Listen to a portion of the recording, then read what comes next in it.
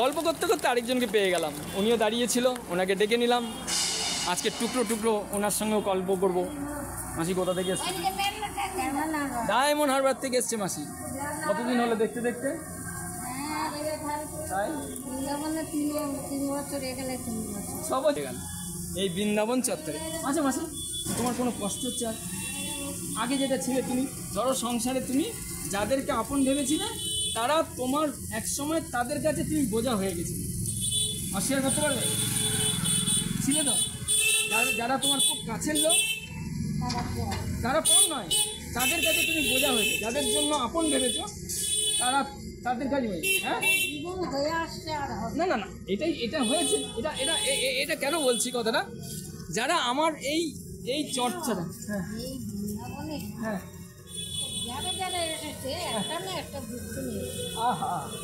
একটা না একটা দুঃখ নিয়ে এসেছে এই বৃন্দাবনে, যে নিয়ে এসছে। হ্যাঁ হ্যাঁ, সুখে আছে কিন্তু দুঃখ নিয়ে তারা এসেছে। হ্যাঁ তাই তো, এটা মা রাধারানী বাহ বাবা, এইটাই হোক অমৃত যোগ হোক। এটা খুব সত্যি কথা যে যারাই এসছেন তারা কোনো না কোনো ছোট কিংবা বড় দুঃখের কোনো মাপকাঠি নেই, কিন্তু দুঃখ নিয়ে তারা এসেছেন।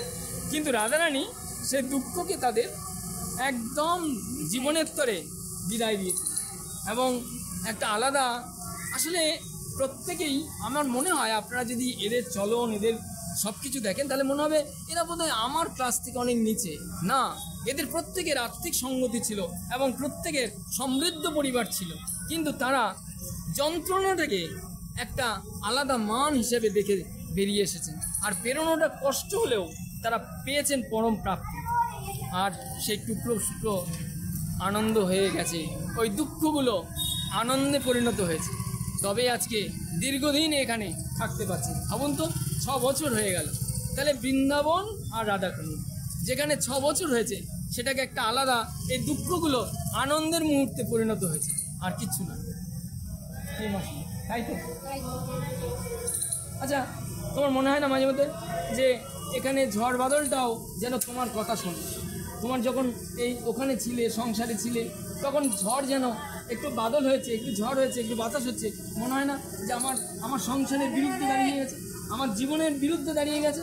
কিন্তু এখানে তো ঝড় হয়, কিন্তু জীবন সংগ্রামের সঙ্গে বিরুদ্ধে নয়, তাই নাই কি? মনে হয়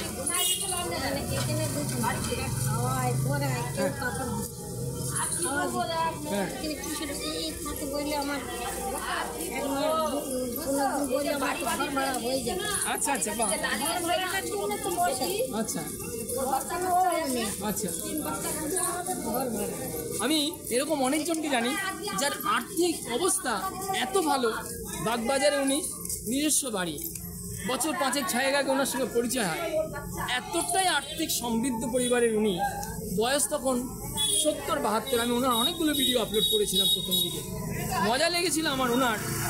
উনি আপনারা জানেন যে সুরেন্দ্রনাথ কলেজের ঠিক কাছাকাছি একটা পার্ক আছে, এই পার্কে ওনার সাক্ষাৎ এবং এই রাধাকুণ্ড ওনার সঙ্গে সাক্ষাৎ।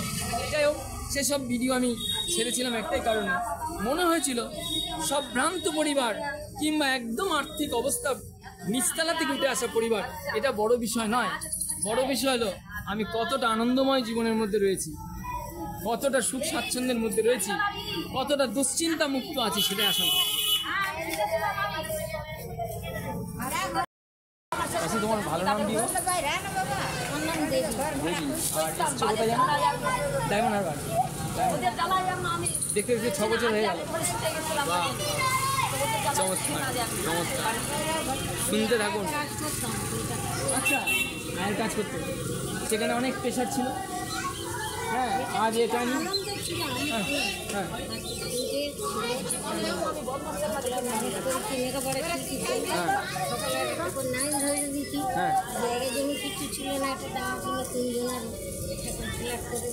আচ্ছা, না ভিখারি হলো। আচ্ছা, কোথাও মনে হয় না যে আমি, তুমি মনে করছো, কিন্তু একটা কি এটা কি মনে হয় না যে আমি বাবু কারো বোঝা হলাম না? আমি আমার দুটো ডাল ভাত হয়ে যায় আর রাধারানী কীর্তনটা শুনতে পাই, হরিনামটা শুনতে পাই। হ্যাঁ, দুবেলা তো কীর্তন ছিল না, হরিনামটা ছিল না, হ্যাঁ ওখানে না না ওখানে ছিল কি? হ্যাঁ ওখানে ছিল, ওখানে নাম সংকীর্তন হতো। নাম সংকীর্তন আমরা মঠ তৈরি করেছি সব কোথায়? কানেকশন করে ওই আমাদের বাড়ি ছাড়াও মাইখানে রাস্তা দিবে। কোথায়? এটা কি ডায়মন্ডার বাড়ি? হ্যাঁ আচ্ছা ওই রান্নাঘাটের না শোনো না, নগরাহাটে নেমে যাওয়া যাবে, সংগ্রামপুরে নেমে আচ্ছা ভিতরে যাওয়া যাবে। আচ্ছা আচ্ছা আচ্ছা এবার বলরাম ওই বলরামপুরে আমার বাড়ি। আচ্ছা ওখান থেকে গিয়ে আমরা মাটি সব কারেকশন করে আচ্ছা কারেকশন করে আচ্ছা আচ্ছা তোমার এই যে বললে যে ওই যে লড়াই, ওই লড়াইটা কখনো মনে হয়েছে যে ওই লড়াইয়ের সঙ্গে এই লড়াইয়ের মধ্যে পার্থক্য অনেকটাই রয়েছে? এই লড়াই আর ওই লড়াই একই, কিন্তু সংসারের লড়াই আলাদা। আলাদা না? আহা আচ্ছা সংসারে আমি এত কিছু করে কী পেলাম, কি পেলাম? কিন্তু এখানে আমরা অনেক পেয়েছি। আহা বাবা রাধারানীর কাছে যা চাই তাই পাই। আচ্ছা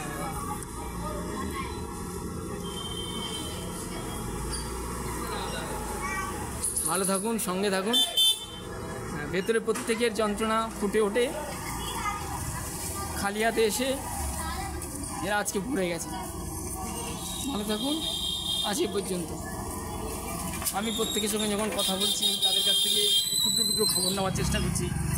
তারা আজকের এই দিনের কথা বলতে গিয়ে কেঁদে দিচ্ছে। এটা সত্যি একটা আনন্দের বিষয় যে একটা মুহূর্তকে তারা ভোলার চেষ্টা করছে।